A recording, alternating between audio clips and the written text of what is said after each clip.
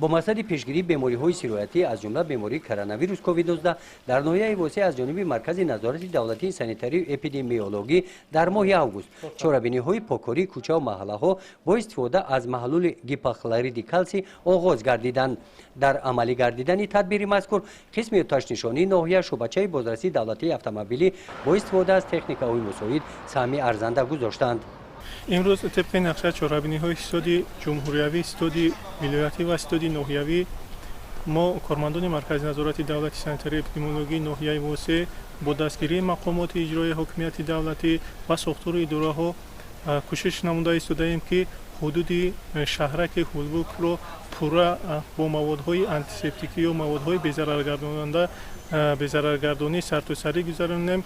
این میتواند یکی از راه‌های پس نمودن سطح بیماری‌های سیرویتی از آن جمله بیماری سیرویتی کرونا ویروس کووید 19 باشد. کارهای پوکوری از محله‌های به نام سامانی و دیگر نقطه‌های سیر اهالی مرکز ناحیه شهرهای دوشنبه کلاب شروع گردیده با ترتیب پیش بینی گردیده در دیگر محله‌ها و دهات جای‌ها گذرانیده می‌شوند.